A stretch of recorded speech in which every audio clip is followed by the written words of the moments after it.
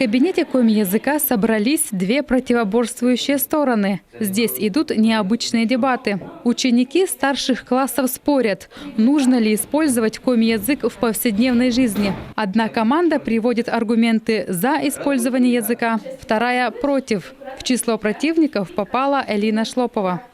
Честно, полызав щеку. По жеребьевке я попала в команду противников. Очень сложно было найти аргументы для защиты своей позиции. Ведь я люблю коми и буду всегда на нем говорить. И буду общаться по коми со своими детьми. А вот вторая команда – сторонники использования коми-языка. В нее попала Мария Чудова. В школе девушка изучала коми как неродной. Мне кор дебат, я скажу, тоже готовить чем.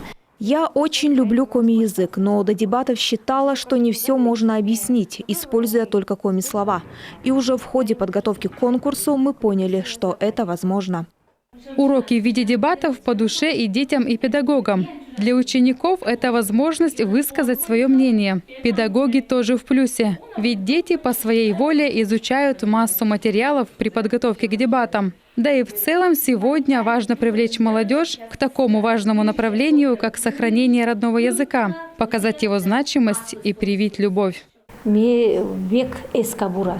Я верю в лучшее, все в наших руках. Наши внуки будут спрашивать, кто я. И нужно, чтобы он с младенчества говорил «я коми». К слову, 2019 был объявлен Организацией Объединенных Наций Международным годом языков коренных народов.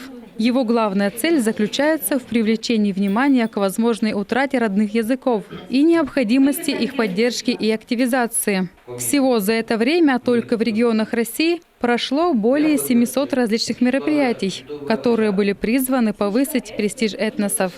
Любовь Денисова, Роман Боровиков, телеканал Юрган, Сыктывкар.